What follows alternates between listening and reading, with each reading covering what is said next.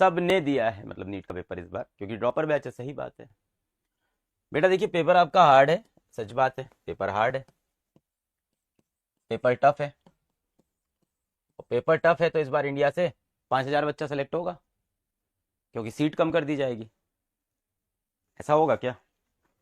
ऐसा तो नहीं होगा ना। तो बेटा आज भी बच्चे उतने ही सेलेक्ट होने वाले हैं, number of seats still be same. Paper चाहे टफ हो चाहे इजी हो, नंबर ऑफ सीट्स तो सेम ही रहेंगी ना। तो सेलेक्ट तो उतना ही बच्चा होगा अभी भी, चाहे पेपर टफ हो चाहे इजी हो।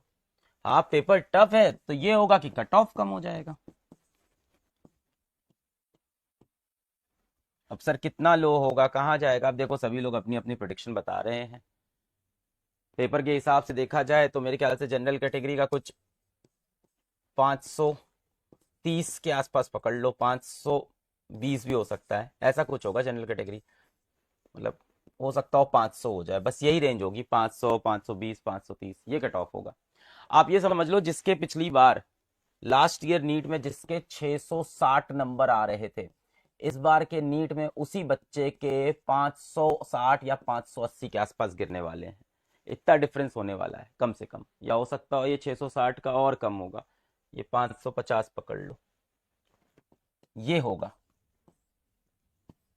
तो बेटा पेपर टफ है तो सबके लिए टफ है। उस दिन मैं यूट्यूब पे आया, मैंने तब भी यही बोला कि हाँ आपको बुरा लगा, हमें दुख हुआ, पर पेपर टफ है तो सबके लिए टफ है। सबके नंबर गिरेंगे, सबके उसी रेशियो में गिरेंगे। नंबर ऑफ सीट्स तो आपकी सेम रहेगी ना, कट ऑफ लो चला जाएगा।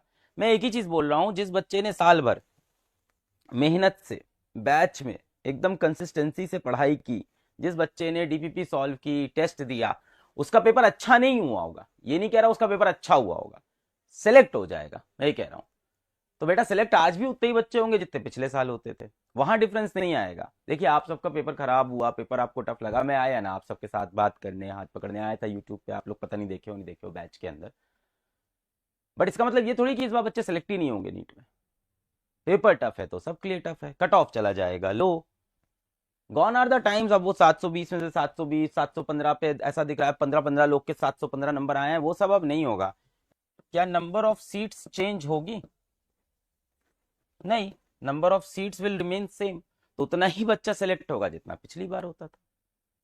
मैं आपको क्या बोल रहा हूं कि इस बार वो बच्चे जिन्होंने एक तो बहुत डेप्थ में पढ़ाई की होगी, बैच के अंदर कायदे से पढ़ाई की होगी, डीपीपीज लगाए होंगे, टेस्ट दिए होंगे, सीरियसली क्वेश्चन सॉल्व किए होंगे, उनके भी नंबर ज्यादा नहीं आएंगे, पर सेलेक्ट तो वही होंगे ना, रेशियो तो सेम रहेगा ना, वो बच्चे सेलेक्ट तो अभी भी होंगे। तो ये आप दिमाग से निकाल दो कि पेपर टफ आ गया तो ओवरऑल सीट्स कम हो जाएगी, ऐसा कुछ नहीं। अब कंपटीशन हो गया है खतरनाक। देखो यार हमारा काम क्या है, जो कंपटीशन हो रहा है उसके लिए आपकी तैयारी कराना। कंपटीशन का पेपर कैसे सेट होगा ये मेरे कंट्रोल में नहीं है, और होना भी नहीं चाहिए, फेयर बात है, जैसा सेट होगा सबके लिए होगा। अब प्रॉब्लम ये है इस बार कि अब यहाँ खेला हो गया है ना, अब वो पासे वाला खेला है, ये एनडीए से पासा उछलेगा, क्या आएगा हमें नहीं पता है ना। गेम ऐसा सा खतरनाक सा गेम हो गया है। वो बच्चे नहीं खेलते हैं गेम कि बताओ बताओ कौन पिकाबू, बताओ बताओ कौन बताओ बताओ कौन तो वो वाला गेम हो गया अभी एनडीए से, कि क्या निकलेगा पेपर पता नहीं है, पर्दे के पीछे कौन है कौन है कौन है भालू तो अब इस साल से वैसा गेम होगा 2026 से। और हमें हमें क्या करना है बेटा, हमें पेपर निकालना है, हमें डॉक्टर बनना है, हमारा तो क्लियर है ना कि ये करना है हमें। आप बैच में पढ़ रहे हो, आपको क्लियर है कि आपको भाई डॉक्टर बनना है, आपको पढ़ाई करनी है, आपको पेपर देना है। तो हमें प्रिपेयर करना होगा इन तीनों तरह के पेपर के लिए। अब हमारा ये पर्पस होना चाहिए कि हम एक इजी पेपर आए तो भी मचा दें, डिफिकल्ट पेपर आए तो भी सेलेक्ट हो जाएं, और मॉडरेट पेपर आए तो भी सिलेक्ट हो जाएं। हमारा जो एम है बेटा वो ये नहीं है कि हम पेपर में हाई स्कोर करें। आपका एम क्या है मुझे ये बताओ, आप इस साल के यकीन में पढ़ रहे हो, आपका एम क्या है? कि आपके बहुत हाई स्कोर आए, सच सच बताना, या आपकी हाई रैंक आए? क्या है आपकी भाई, what do you want?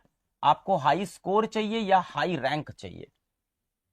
Do you want a good score और do you want a good rank?